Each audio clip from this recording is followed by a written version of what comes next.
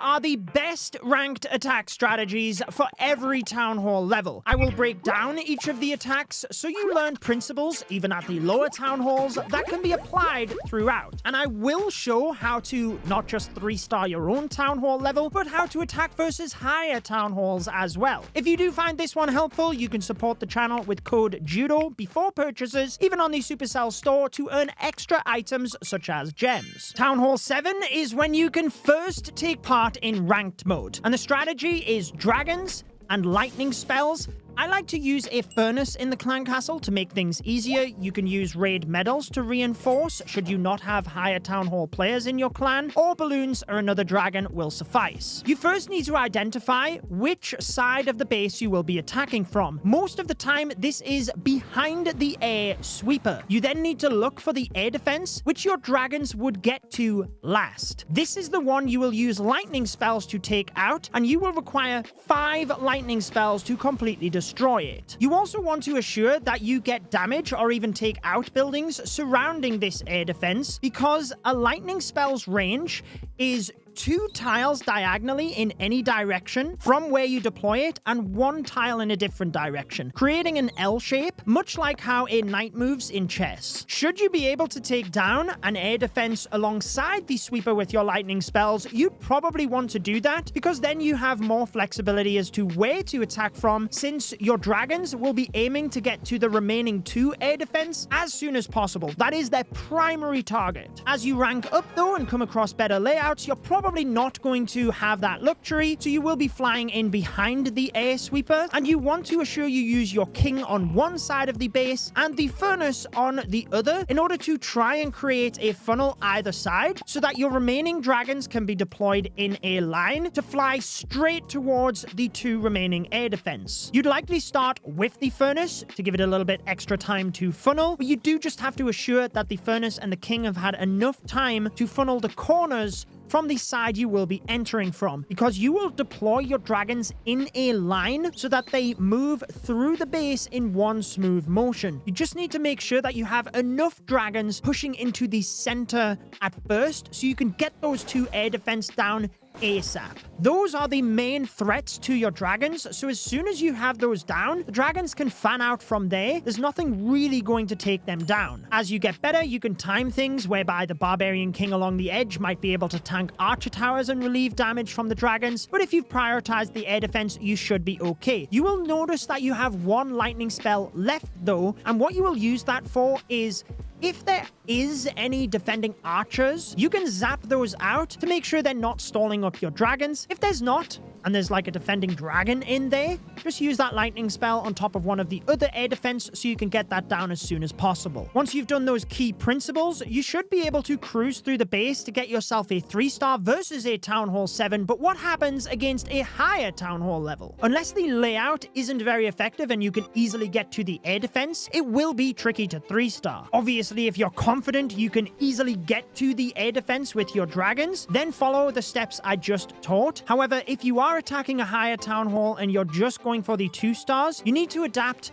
the lightning spell approach. Any air defense behind the Town Hall that are not going to be covering the Town Hall, you would just forget about. Figure out the air defense you have to deal with to get to the Town Hall. You're going to have to take out that building, and lightning spell the one that is, again, the most difficult. You still likewise need to be using the dragons in a line so that they're funneling each other to the Town Hall. It just means that you might deploy a few extra towards the air defense that is left standing to make sure you do have enough power to get that down. By still deploying the dragons in a line, it means you will be racking up percentage, so you'll still get to the 50% by the time you get to the Town Hall, and versus a Town Hall 8, you should cruise right on past that as well. The only time I would recommend using a dragon or 2 on the far side of the base is if you are confident you can get through to the Town Hall, take that down, and the far side of the base is just going to be adding to the percentage, because it might be you can take out non-defensive buildings on the perimeter. Whilst you're getting used to it though, just don't undercommit so that you miss the Town Hall.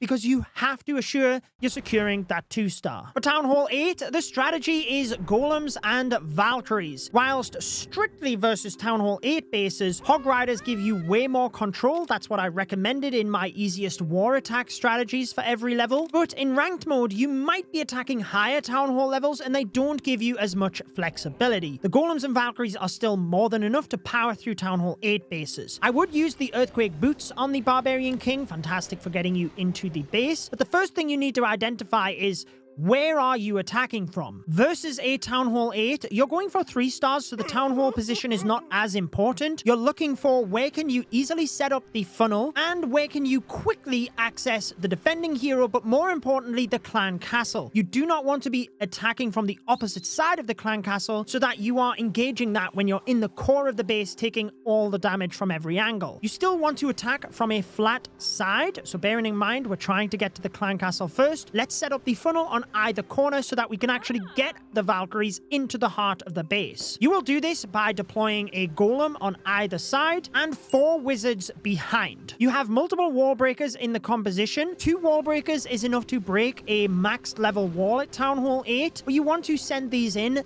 after the golem has got to the wall to check for any traps, or if there's defenses on the perimeter after the golem has walked by, so that there's less likelihood of you hitting any bombs. Should that happen and your wall breakers not get through the wall, you can send another one in, but you want to try and just use 2 if you can on either side and save the other 2 for the middle. With your golems and wizards taking out buildings on either corner, this means your Valkyries have a clear path to enter in towards the center. Start with your Barbarian King alongside the Clan Castle Root Rider is what I like to take, but since it's still low level, not everyone has that luxury, so you could just use Valkyries in this case as well. After these though, that is when you reinforce with your 2 wall breakers to give you access, your Valkyries, and then 2 of your remaining wizards. Try and save the Barbarian King ability until you're closer to the core so that you can actually open up access to get into the middle, and you don't have to use it straight away either. The Earthquake Boots will damage buildings, so the closer you can use that to the middle, the better. But you are primarily using the Earthquake Boots to open up the walls so that you can get into the middle, so don't wait too long so that the king turns around and starts walking to the outside. Since we're attacking towards the clan castle, you've got the poison spell to use that early on, and you probably will use at least one of the healing spells pretty early as well to make sure that your Valkyries are safe through this initial push. You will absolutely be using at least one healing spell in the middle of the base because that's where you're taking damage from all angles, but to be honest, you might even use both of the healing spells even side by side in the middle. Just try not to overlap them too much. You also have the freeze spell for a bit of flexibility as well, so if there is an area that has a couple of defenses clumped together, rather than taking all of that damage, you can freeze all of them at the same time. And for those 2 remaining wizards, you can use those quite flexibly if there's builder huts on the far side, or what I like to do is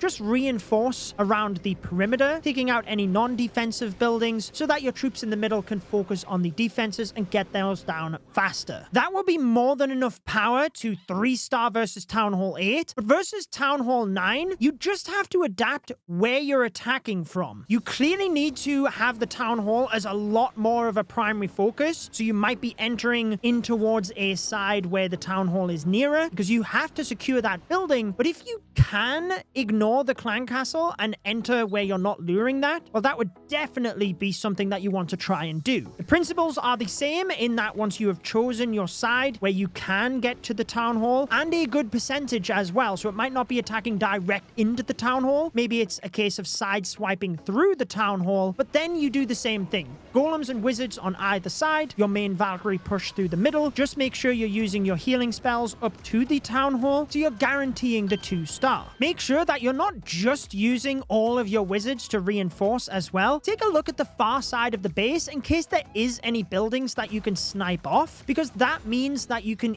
easily rack up a few extra percentage points. Should you get higher up in the ranks and you're constantly coming up against higher town hall levels, you might wish to drop 1 or 2 of the wizards to take some more archers or minions so you can snipe even more percentage points. Whilst I did a lot of testing testing for all of the compositions in this video, making sure they were consistently 3-starring a variety of layouts and getting those 2 stars against higher levels, people have different playstyles, so you can obviously tweak them as you wish. Town Hall 9 sees the Zap Witches. Whilst Witches have long been the best attack at Town Hall 9, not necessarily with the lightning spells, but you'll see the wisdom behind that once I show this versus Town Hall 10s. We will use the Queen's Giant Arrow and the Earthquake Boots for the Barbarian King to easily get through the base alongside the Clan Castle Root Rider. This will give you the best success. Should you not take that Root Rider, you would want to drop 1 or 2 Witches in order to take some wall breakers. Versus Town Hall 9 bases though, you're using the Lightning and Earthquake in combination with the Giant Arrow to eliminate as much splash damage as you can, and you will primarily focus on the bomb towers and wizard towers. With your giant arrow, if it's max level, you can one-shot both bomb towers and wizard towers. So you're trying to line up as much of them as possible. If it's not max level, you can always use your earthquake or lightnings to finish them off. Versus a Town Hall 9, the main thing you're looking at is lining up that arrow through multiple splash defenses to basically give you the angle of where you will attack, because from where you place the queen, along that side of the base, you will place all of your witches in a line. The reason you do this so quickly is to try and reinforce the Archer Queen to keep her alive. You will be moving to the lightning spells afterwards because the witches will take some time to get in range of the defenses you're going to use them on. If you want to be most optimal, you can place the Barbarian King towards one of the corners, but make sure he walks towards the center of the base where you will be entering. That can help to protect your witches a little bit more, but you don't want him walking on the outside, so if you want to be safe, just place the Barbarian King in the center of that line where you spread the witches alongside your Clan Castle Root Rider. Obviously, if you were taking wall breakers, should you not have had that, you'd deploy them here as well. You want to essentially make sure that the witches are going to funnel themselves through the base in one line. After you've deployed all of those things, that's when you can move to the lightning spells, because you will be prioritizing splash damage on the far side of the base. You need 1 earthquake and 3 lightning for a wizard tower, or 1 earthquake and 2 lightning for either a bomb tower or the mortars. You have a poison spell here as well, so whenever you're engaging the Clan Castle troops, that's clearly when you would want to use that. And with the Barbarian King ability, you may have used this early on if there are multiple layers of wall, but try and allow the Root Rider to get you through the first couple of layers, so you can use the Barbarian King's Earthquake Boots in the center of the base to hopefully open up as much as possible, moving towards the far side. Whilst the witch attacks can feel a little bit slow, since you're waiting of them to spawn the skeletons, you'll have more than enough by prioritizing taking out splash defenses to move through the base and get yourself a Town Hall 9 versus 9 3-star. But moving to Town Hall 10, this is where this strategy really shines. Because there are Inferno towers, it limits the options of what strategies are best at Town Hall 9, whether those are single or multi-Infernos. If they are single target Infernos, fantastic. Use the lightning spells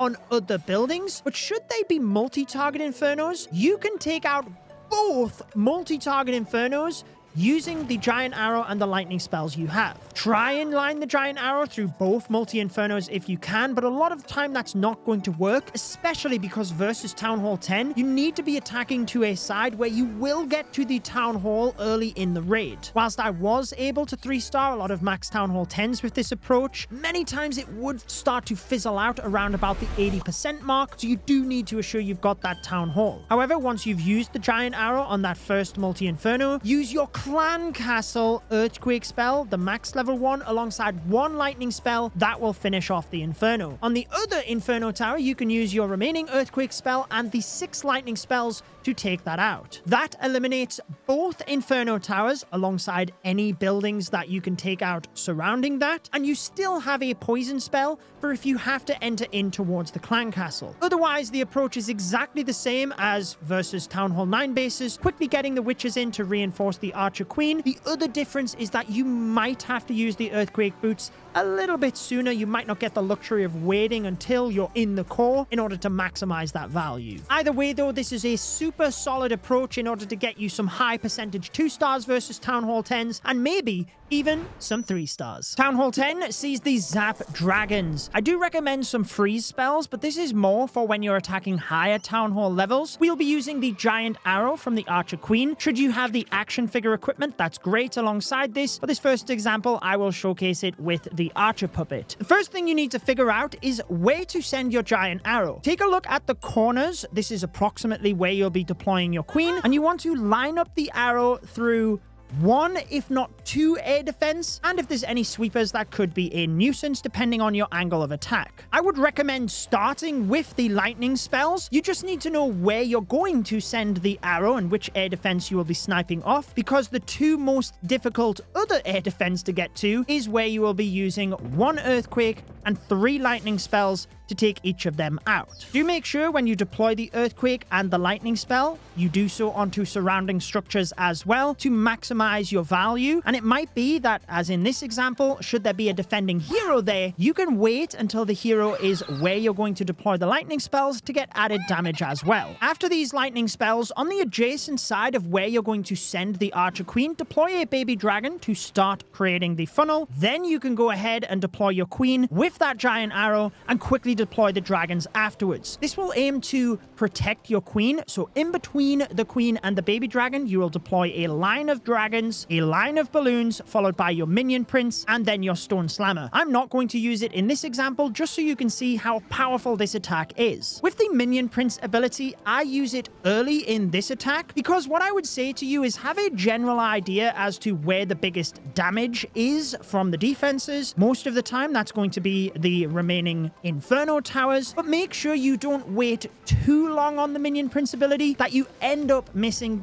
good value, because the minion prince might end up moving around the base how you were not expecting. So if you see 8 out of 10 value from the minion prince ability, just go for it. Don't try and wait for 10 out of 10 value. Much like that minion prince ability, you want to prioritize the defenses that will deal the most damage to your dragons. So if you haven't sniped off all of the air defense, focus on that. You've got the Inferno Towers and also the Defending Queen. Rage your dragons up to one of these defenses. Clearly against this Town Hall 10 base, going up against that Multi-Inferno is where I would do this. And likewise with the freeze spells, much like I suggested with the lightning spells, make sure you're freezing multiple defenses as well. However, if there is a key defense, make sure that you do not miss it. Should you have performed this correctly, your queen will have walked down the side of the base, the dragons will have naturally funneled through, and you should get yourself an easy 3-star. You can even 3-star Town Hall 11s using this approach, but you do have to adapt it slightly. Whilst your first thought against the base should still be the giant arrow, you do want to figure out where the eagle artillery is, because you want to try and fly into that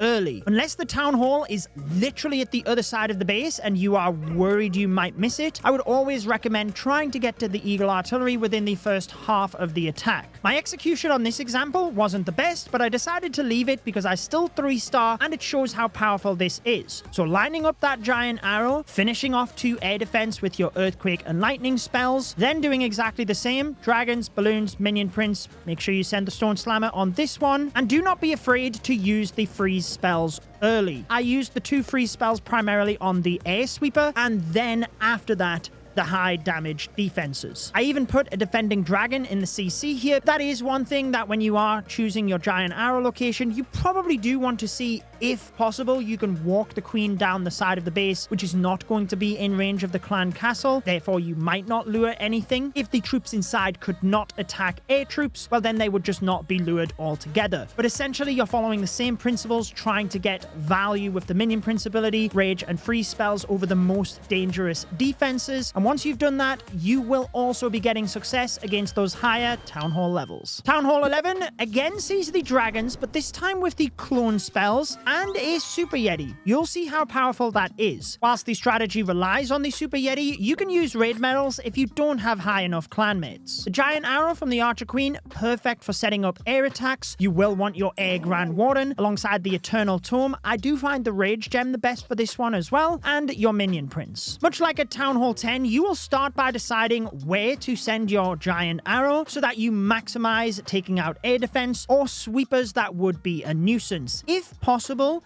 you want to select a corner where the side you'd be attacking from does not directly enter towards the town hall. This is because we're sending in the battle blimp. Whilst we're not necessarily sending the blimp to the town hall, you do want the blimp to get ahead of your dragons so that the Super Yeti is going to solo an area whilst the dragons are moving through. In its simplistic form, you can think of the battle blimp and the Yeti taking out the core of the base as the dragons are moving through. Whilst that is probably what will happen most of the time, the damage is not necessarily always in the center, so it might be that you're sending your blimp from a slight angle, but you want the Super Yeti to take out the highest damage area. All of that will have been nicely displayed for you to give you a summary prior to the attack, but let's talk you through it. Start by deploying your giant arrow from the Archer Queen, sniping off those air defense, and on the adjacent side to when you're sending the dragons through, that's where you're deploying the baby dragon to just try and create a cheap funnel for you. Deploy the dragons, balloons, Grand Warden, Minion Prince,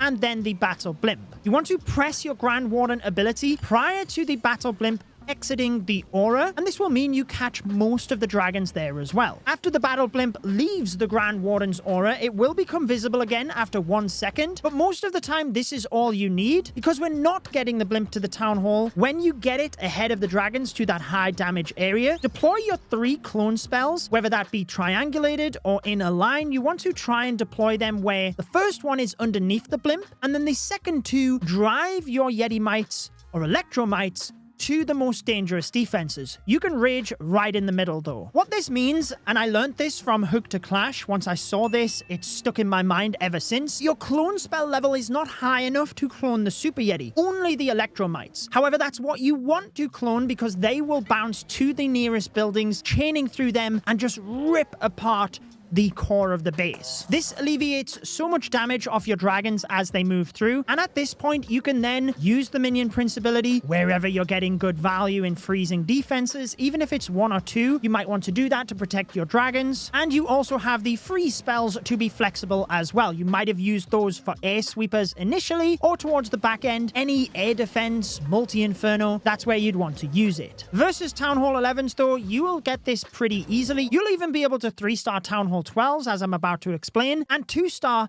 even higher Town Hall levels. The main thing you need to consider is assuring you do get the Town Hall, because versus Town Hall 11s, like I said, you want to do attack from the opposite side in a lot of cases so that you can actually utilize the blimp, but versus higher Town Halls, you don't want to go all out and take the risk. If the Town Hall is close to the center, perfect. If it's not, maybe you need to attack from a side where you can sideswipe the blimp using the Yeti clone and let the dragons move across a different area of the base. But essentially, with this strategy, you are doing exactly the same versus higher Town Hall levels as what you do versus a Town Hall 11. It's just that you have to be a bit more cautious as to where the Town Hall is. One final tip for this strategy, I do have 2 baby dragons in the army composition. The first one is used to create a cheap funnel. The second is just to be flexible with. You can reinforce the funnel, you can use it alongside the Archer Queen, maybe your dragons miss a building, you can take it out so that you don't time fail. Either way, you should have great success with this attack strategy. It is incredibly strong to consider that what you have here is Town Hall 11 troops. Town Hall 12 sees the Fireball Super Witches, but don't worry, it is very straightforward. We will be using the Queen's Giant Arrow and Healer Puppet so she can walk down the adjacent flank, and you will want the Earthquake Boots on the Barbarian King for once he's in the middle of the base. First of all, when you're presented a base, you need to figure out where you will use the fireball. This will be on one of the corners of the base. You want to try and get good value with that, but the most important thing is you are setting a funnel for your super witches to move into the middle. If the town hall is towards the perimeter of the base, you probably want to fireball the town hall, whilst the warden will have to finish it off after the fireball. It is very useful to get that down, but most of the time you won't be able to do that. In this example, there's a bunch of defenses to the south of the base, so I'll fireball there. The clan castle is also in range, so getting that out early means you don't have to deal with clan castle troops. After you've deployed your warden, use 1 Coco Loon to test for any air mines, but then deploy your 5 healers on the warden. The fireball goes to the closest defense, so if your warden can take some of those down first, you can angle the fireball fireball to your chosen target much easier. Don't worry if you do lure the clan castle. Even if you were planning to fireball that location, you've got a poison spell in order to deal with those. And if you have to use a freeze spell as well, let's say it's rocket balloons or headhunters, use it because you cannot lose the warden early. The clan castle and single target infernos is the only way you should lose your warden. Everything else,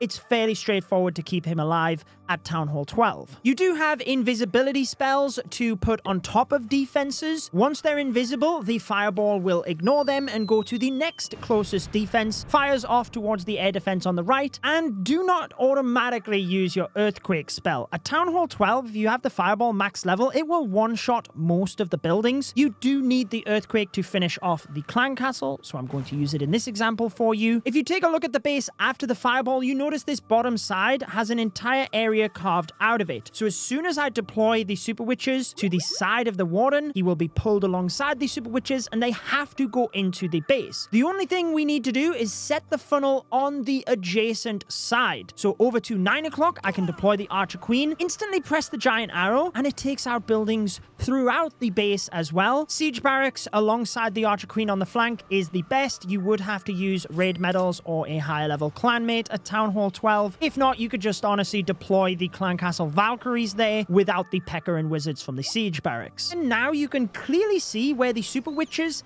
have to go into the base. So you deploy them in range of the warden, use his aura as a guideline, then he'll move across to them. You have super wall breakers to break the initial layer. You have 2 Coco Loons as well. Space them out slightly. They will be testing for the Seeking Air Mines for your healers. Your king you want to use slightly over from the Super Witches, so he actually extends the funnel that the Archer Queen created, and he walks down over and then into the base with the Super Witches. Once you are confident that your Valkyries are going to enter into the base behind the Super Witches, be sure to deploy those, and you can continue to reinforce with those super wall breakers. But you don't have to use all 3 going into the heart of the base either. You can use 1 down the flank for the Archer Queen, depending on the base layout. From here, it's fairly straightforward. You want to use your 2 rage spells in the core of the base. The first one as you're approaching the core, because whilst you do want to hit the Super Witches, you actually want to assure you are clipping the healers behind the Super Witches so that your healing is raged up, and that is actually what keeps your Super Witches protected in the core. So the rage will not go in the middle of the base, it's actually as you're approaching the middle of the base, and then your second rage likely will be used in the middle, but this is as your Super Witches are actually approaching the far side of the core, so that again the rage in the middle is actually hitting the healers. On top of this, once your Barbarian King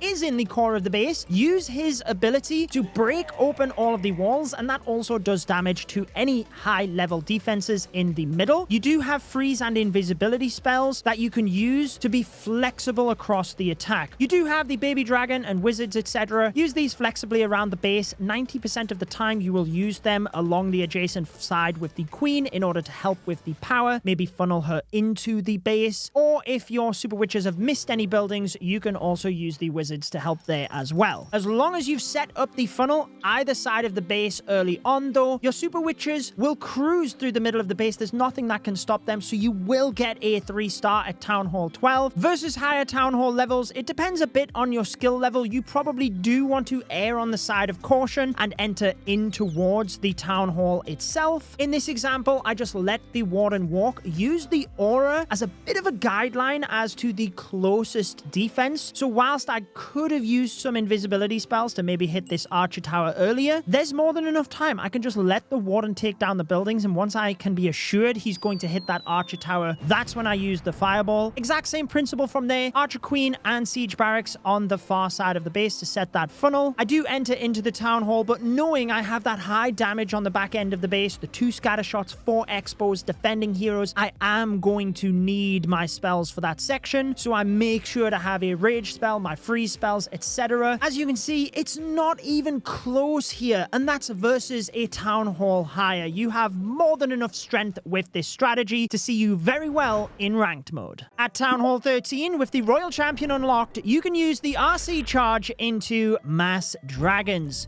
super effective. You will be 3-starring bases even above Town Hall 13, which you will see. You will want the Electro Boots on the Royal Champion. The higher the level, the better, but it doesn't necessarily have to be maxed to get this to work. The Rocket Spear is a great addition, but you could also use the Life Gem if you didn't have the double epic combination. You also want to assure you have the Giant Arrow and the Healer Puppet on the Queen. Sure, your Grand Warden is set to air mode, and the Minion Prince as well to help out. When it comes to attacking the bases, you have a lot of flexibility on where you will use the RC charge because you have so many invisibility spells. Essentially, you want to get the Royal Champion into the middle of the base so that she carves a nice path for the dragons to move through. This does not necessarily have to be the Town Hall. You can take it down. I'll show that in a 13 versus 14 attack next. But in this first example, I'm just going to dive the Royal Champion very straightforward into the Expo and Scattershot area, take those down, and then we can easily send the dragons through the Town Hall area. So clearly, I want to deploy the Royal Champion from the 9 o'clock location in the base. She can use the Rocket Spear initially to take down some of these defenses. You can use an Earthquake in order to help with the Rocket Spears as well, but you can just keep it simple with invisibility spells, just in case you're using the Royal Gem instead of the Rocket Spear. First couple of defenses will go down nice and straightforward. Unless the Royal Champion is in immediate danger, just let her run to the next defense once the Rocket Spears have run out, and essentially you're just counting to 4 each time, dropping the invisibility spell on top of the Royal Champion. However, the most important thing is do not let the Royal Champion attack the same defense for more than 1 invisibility spell. Once she has been attacking a defense, I drop the invisibility spell on top of that defense and the Royal Champion so that she retargets to a defense behind that one. And I will continue to do this through the base so that the aura helps to take down the defenses and I am getting extra value. The only time you need multiple invisibility spells for a defense is if it's the Town Hall or if you clearly see that your Royal Champion gets caught up. However, in this example, once she gets to the Expos and the Scattershot, they all have high hit points. I deliberately used this example where she went into the entire bait of the base just to prove to you how good this attack is. But generally, you can kind of hover her in a location so that the aura is getting maximum value around the defenses.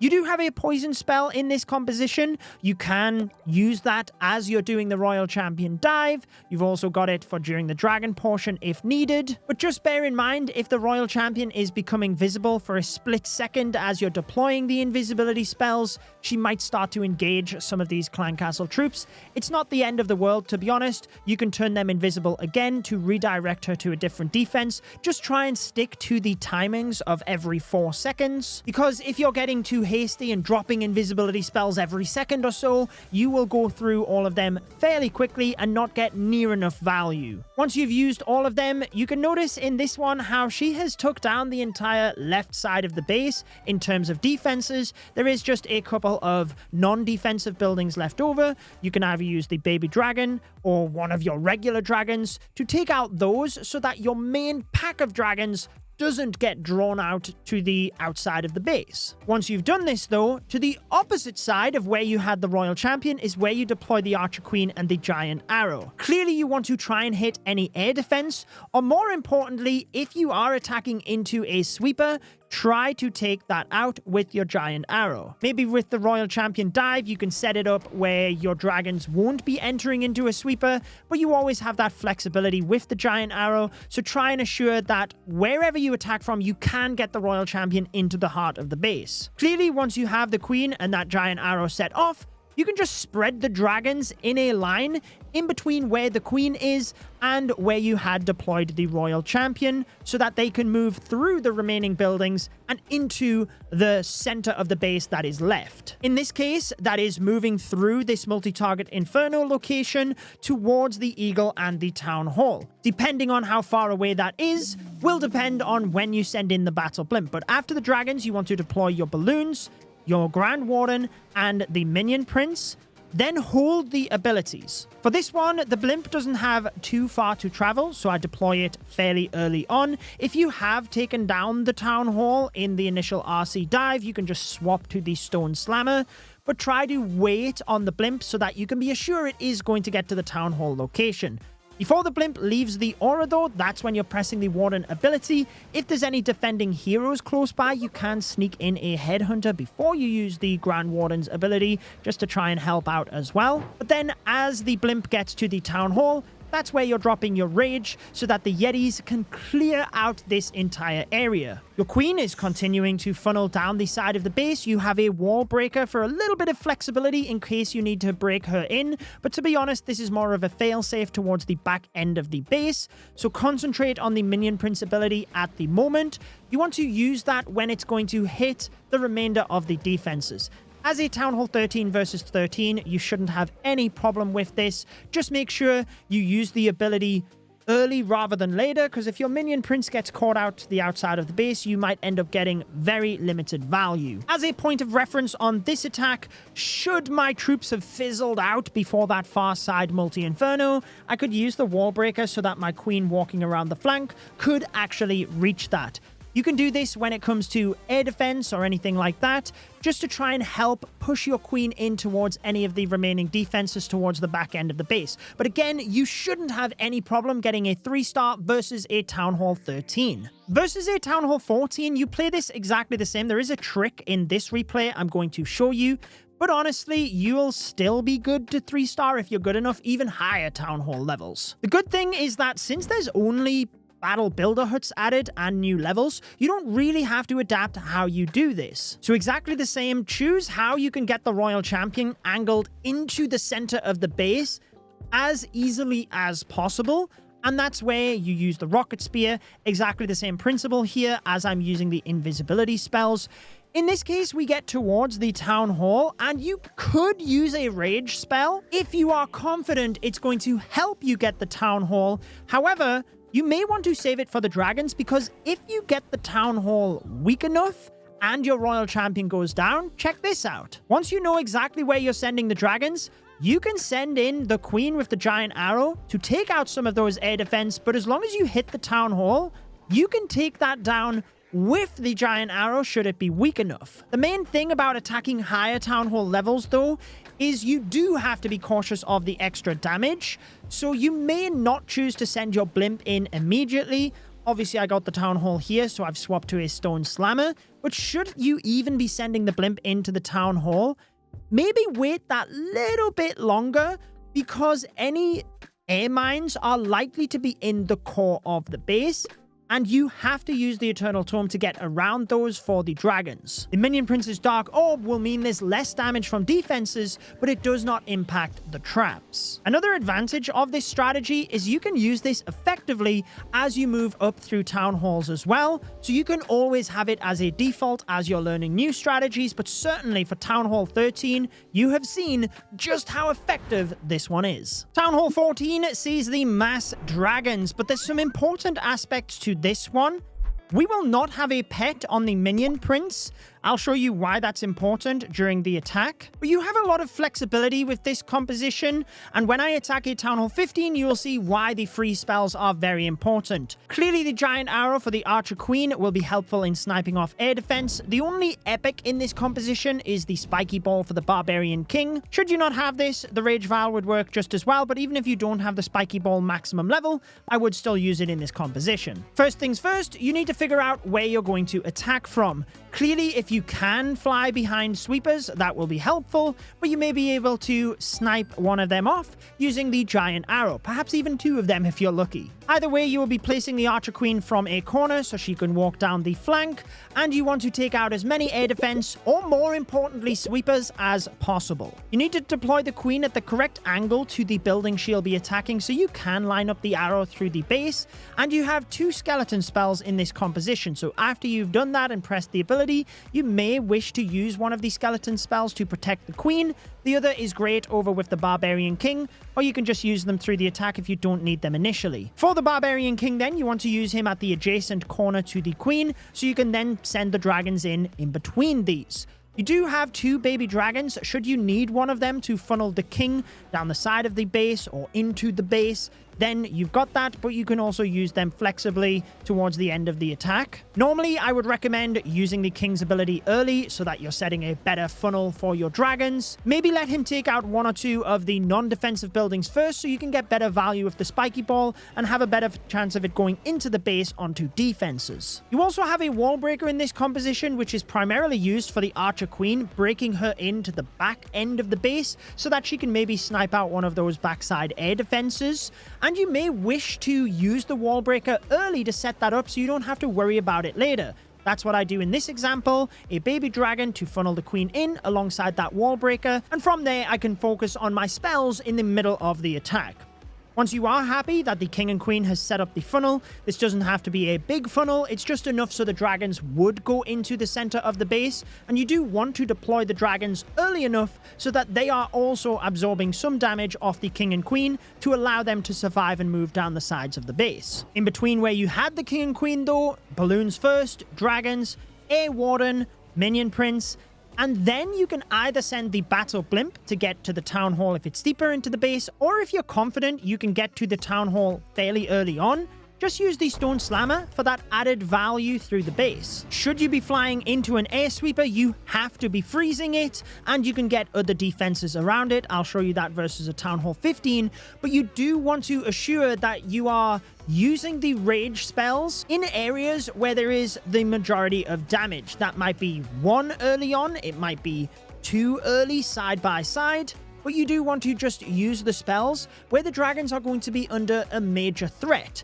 If you're sending the battle blimp through the base, you'd want to use the Warden Eternal Tome before the blimp leaves the aura. But if you're not, I actually like to use the Minion Prince ability early to freeze to the core, and then you can use the Warden ability once your dragons are in the middle. That's where there's more likelihood of there being air mines, and also your dragons are being attacked from each and every angle. If I show you the radius of the clan castle in this one, what is great about using the king and queen down the side of the base is a lot of the time they will not get in range of the clan castle, so the dragons can fly through and take that out, whereby if there's only ground troops inside, they won't even be lured, so you don't have to deal with the ground troops. That's why we don't put a pet on the Minion Prince, because then you only have air troops moving through the base, and if there's ice golems inside the clan castle, you literally don't have to deal with them unless the king or queen gets inside that range. That might be something that helps you to determine which side of the base you attack from initially, but as long as you follow these, you'll have no problem attacking Town Hall 14s, but what about Town Hall 15s? In this example, I deliberately missed the air sweeper with my giant arrow so I could show you what to do with freeze spells. Clearly, when you are deciding which side of the base to attack from, you want to assure that you are getting the best value out of that giant arrow, and you also don't want to miss. It can take some practice. Some players like to be zoomed out so they can visualize where the arrow will go once they deploy the queen. Other players, once they've decided, like to zoom all of the way in so they can get the precision deployment. Just have a bit practice with your giant arrow and it will come over time. Clearly, when you're attacking higher town halls, you need to assure that you are getting the town hall and locking up that 2-star, because you will miss out on a lot of trophies should you be only getting a 1-star. Despite that, I still attack from the northwest of the base in this one. Let me explain why. There is a gap in front of the town hall where there is no buildings. So if I attacked from the southeast, then the dragons would be drawn around the town hall and I would be solely relying on my battle blimp to get that down. Whilst that would clearly still be possible, from the northwest of the base, there is buildings all of the way through those rage tower areas that will constantly lure my dragons through the middle of the base. In combination with the battle blimp, I should have no problem getting the town hall. So it is about deciding what you are confident with as a player. Clearly, if the town hall is at the complete opposite side of the base, you're taking a bit of a risk by going in from that far side, but this is something that you will get used to over time. You do have to assure that your freeze spells are constantly being used on those high damage areas, and if you're flying into a sweeper, that has to be your #1 priority. So here I froze the Eagle, Expo, and the sweeper initially, just making sure you're getting that extra value. Once the dragons got up to those first defenses, I moved the freeze to behind the air sweeper so that I could still freeze it, but I'd get the Inferno Tower alongside it as well. When it comes to the baby dragons in this composition, if you don't need them to set up the funnel for the heroes initially, you can use them to the far side of the base to get extra percentage. If you know you're not getting the 3 stars, forget about the buildings in the center of the base. That's where all of the defenses are. Go for the non-defensive buildings on the far side of the base. You will be able to get those down way easier.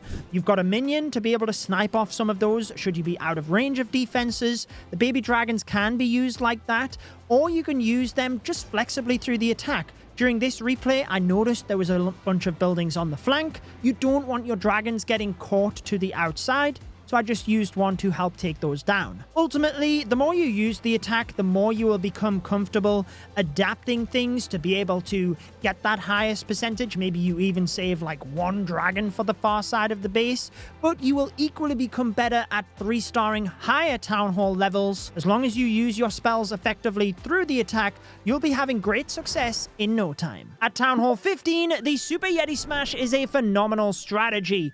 No fireball on this one because there is a lot more damage on the base, particularly when you're attacking higher Town Hall levels. The Eternal Tome is going to be very helpful. Clearly, if you are very proficient with the fireball, you could use that method alongside this strategy as well though. At Town Hall 15, you may come up against invisibility spell towers, so you need to be able to counter that in ranked mode. With this composition, you have the Giant Arrow on the Archer Queen, but we also have an Ice Block spell that can be used pretty flexible, and I'll show you different use cases during the attacks. If you weren't coming up against many invisibility spell towers, then you could use the Magic Mirror for the Archer Queen, but the Giant Arrow will still get you good value and gives you that safety. The last thing you want is to be getting a 1-star because the Town Hall was turned invisible. Inside the Troop Thrower, you do have 3 balloons, which will be used for Coco Loons protecting your healers. You'll see that during the attack. An Ice Golem, which will help to freeze the core of the base. And then a Root Rider to continue opening up the base towards the back-end defenses. When first looking at a base and trying to find out where should you attack from, going in towards the Eagle early is a good thing. However, it's more about whether you can path the Super Yetis into the heart of the base easily and ideally through the base itself.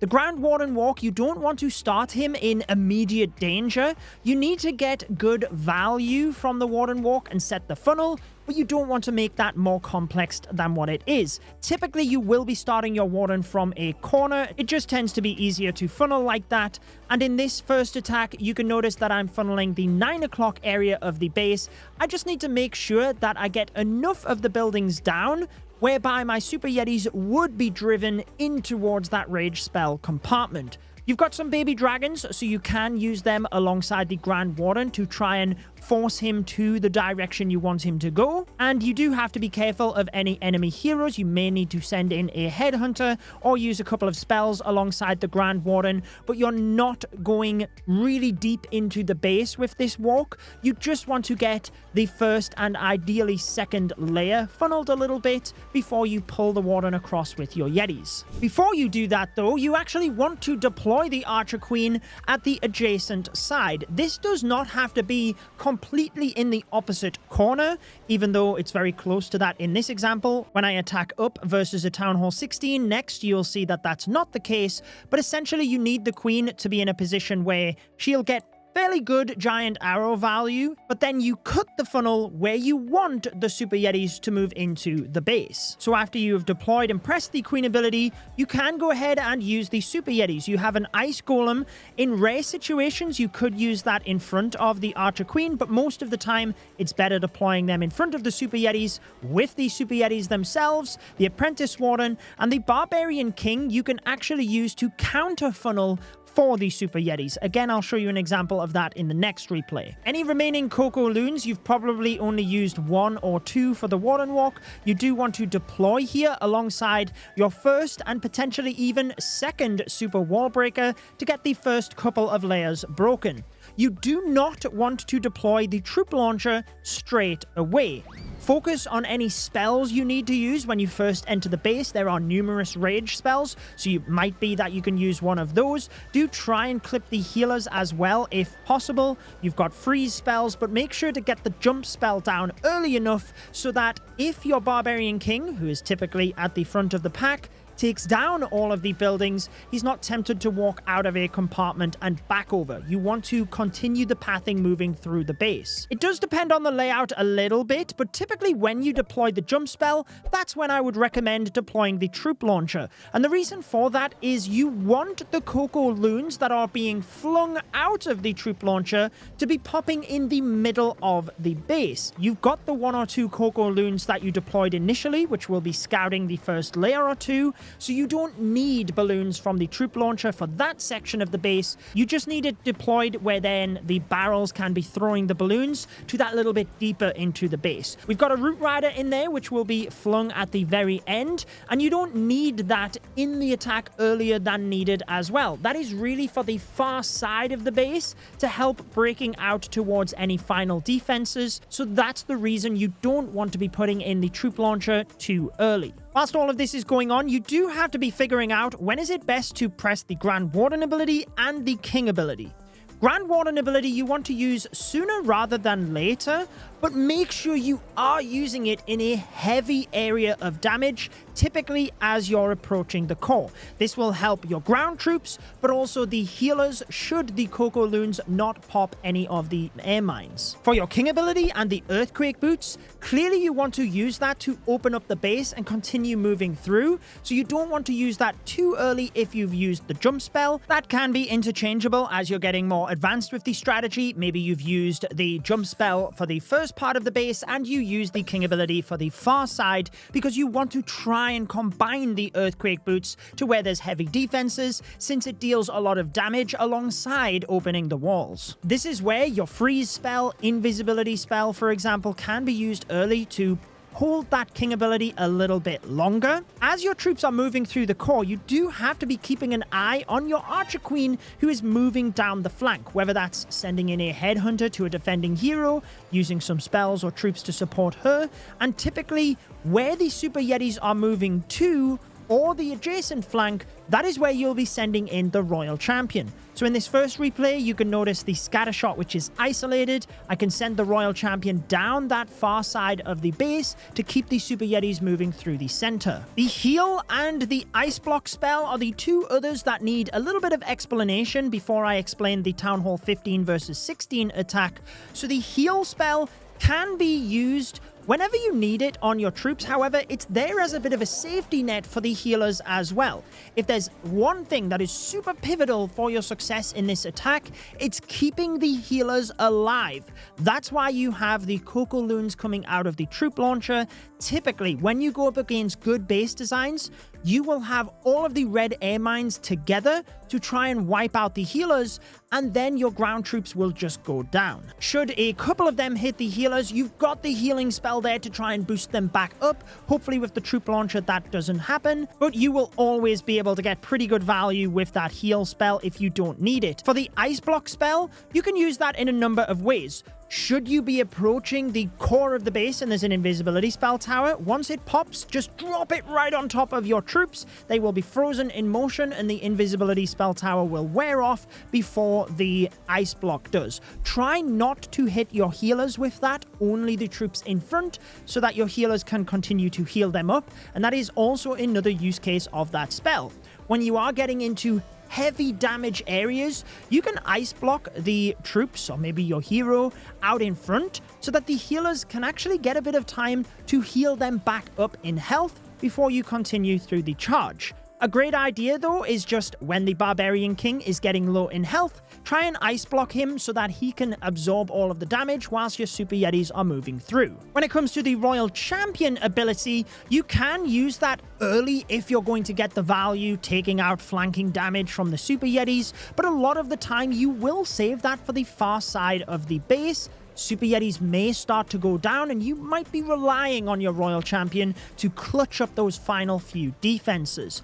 What you do want to try and do is look for areas where there could be potential of giant bombs, and clearly do not use the ability in that location if possible, because you don't want to spawn all of the Hog Riders, which typically then get out in front of the Royal Champion to help protect her, and have all of those go down to a giant bomb. Clearly, versus a higher Town Hall level, you have to be aware that there is a bit more damage on the base, so you need to be able to identify where those high damage areas are so that you can really use your spells and abilities effectively in that location. Before we get to that though, this is a great example of the Archer Queen being used to cut the funnel for the Super Yetis. So the Giant Arrow can get great value through the air defense and builder hut behind the Dark Spell Factory. Then the Queen can walk up towards 3 o'clock, and I've cut the funnel whereby my Super Yetis can enter in towards the elixir storage.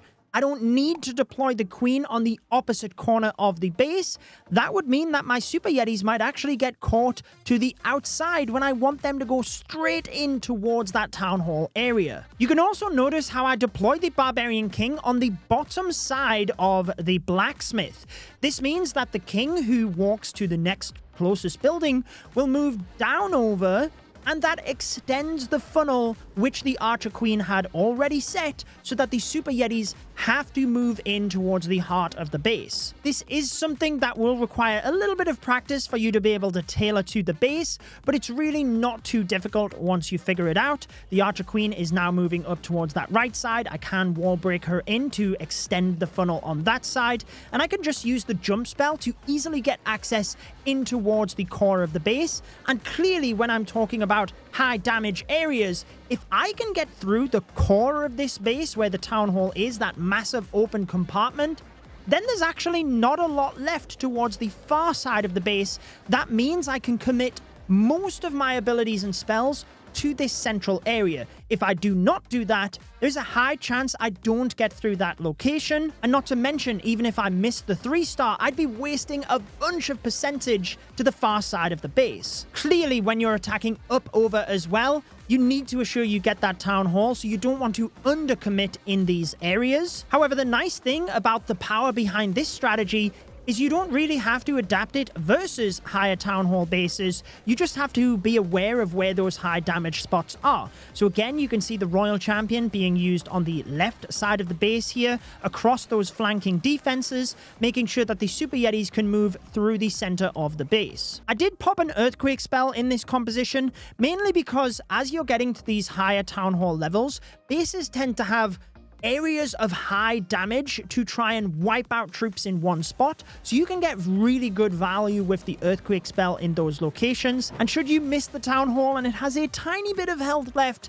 it can always be that lifeline for you. However, most important for this approach, look at the central area of the base here again. That Warden ability allows me to power into that high damage area. I can combine that with the Barbarian King and take a look at the balloons coming out of the troop launcher here. Should my healers have hit those red air mines, then this attack would not have 3-starred. That is the power of the troop launcher towards the back end of this heavy damage area, using that ice block just to heal everything back up. And behind your Royal Champion, do not forget to send in your cleanup troops. Maybe you didn't need to use any baby dragons for the Warden Walk, you can use those. You've also got a couple of wizards and minions. They can be cleaning up all of those non-defensive buildings after the Royal Champion has cleared out an area. Once you get down the technique though of cutting the funnel using the Warden Walk, just the first couple of layers, don't try and get greedy going to the center of the base, around about 1 minute, otherwise you could run into time issues,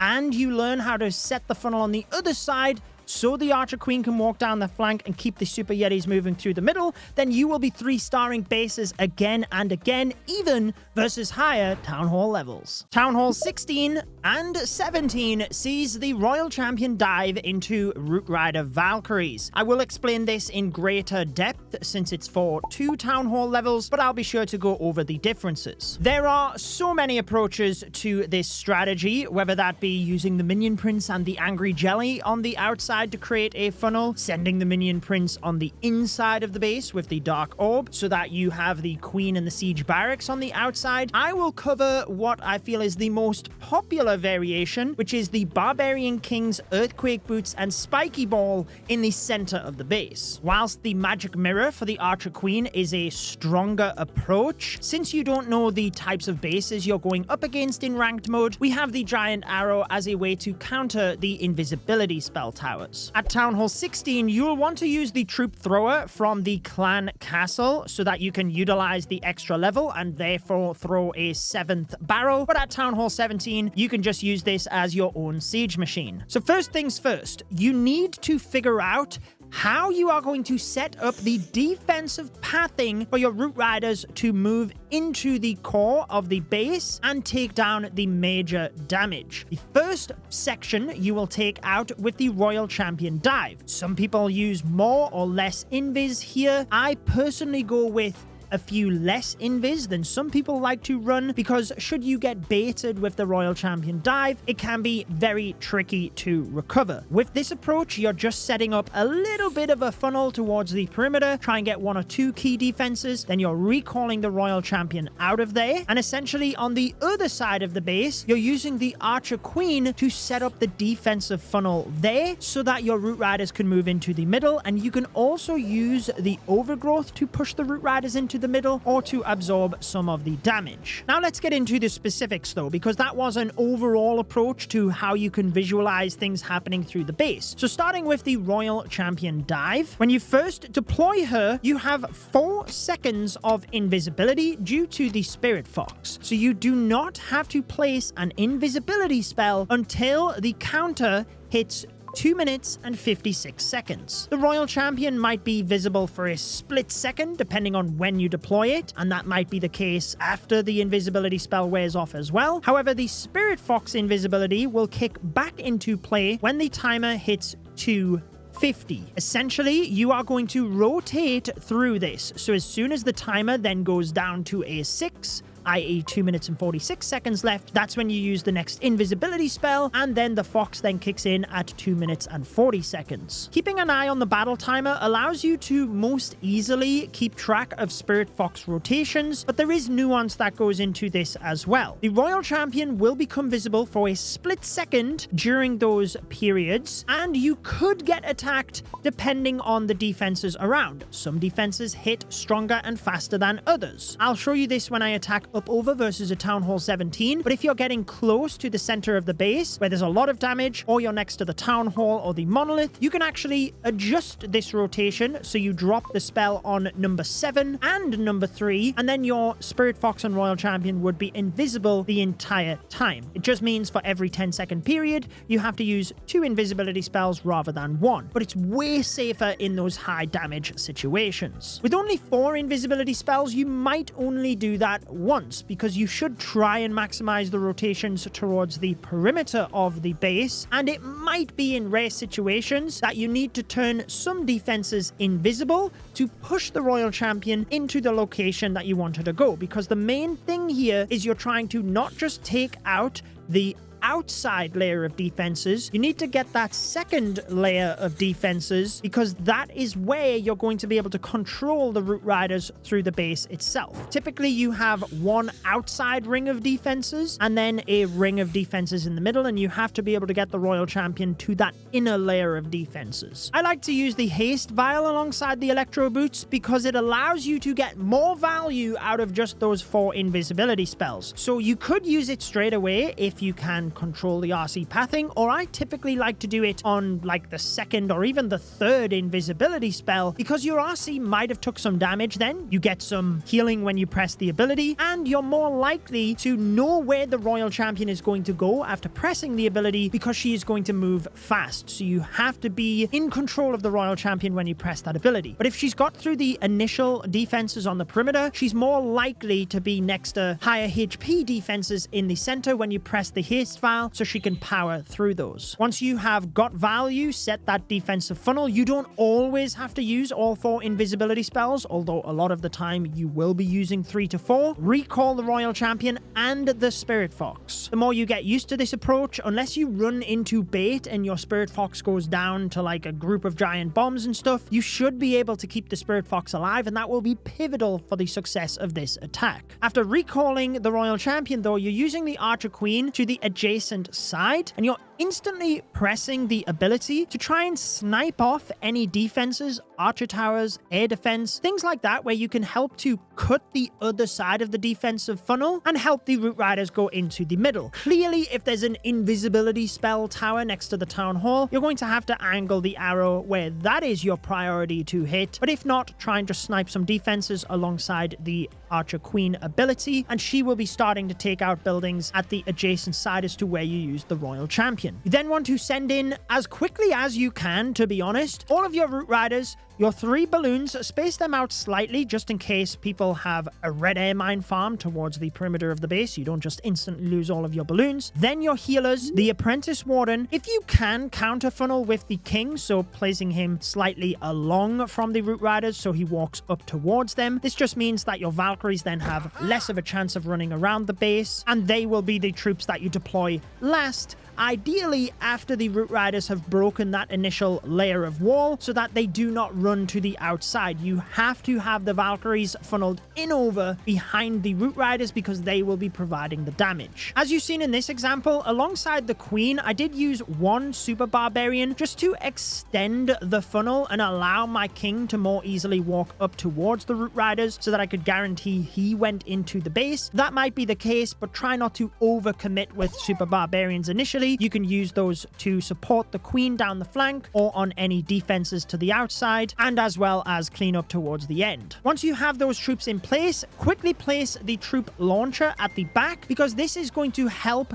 ping balloons into the middle of the base during the attack, because the one thing you cannot lose if you want this attack to succeed is your healers. So the balloons getting thrown into the base will be triggering any of the red air mines to help you. Spell management is fairly straightforward. You have 2 rage spells. One of those will probably be used for the main pack of troops, not necessarily for the Root Riders, but more the healers to heal the Root Riders. So clearly you're using this in a high damage area, not at the same time as the Grand Warden ability. You would use that at the heaviest area in the core of the base, potentially where you've got the Giga Bomb, a bunch of damage through the middle. Keep in mind we have the Healing Tome as well. That could be useful for the healers, but it's also going to boost everything back up in the middle. But back to the Rage spell, I typically use that moving in towards the core, and you use it where it maybe just clips the Root Riders, but it hits the healers on the back end of the spell, and they move into it. This is exactly what we used to do with Queen charge attacks, but you want to get into the habit of doing exactly the same when it comes to these Root Rider approaches. Do not be afraid to use a rage spell with the Queen down the flank though. You want your Queen to survive, and depending on where you have attacked, she may be under more or less fire. You can use a rage, a freeze spell, some of your Super Barbarians. Try and make sure you're keeping an eye on the Queen down the flank, and it might be that your Overgrowth spell also is used to support the Queen /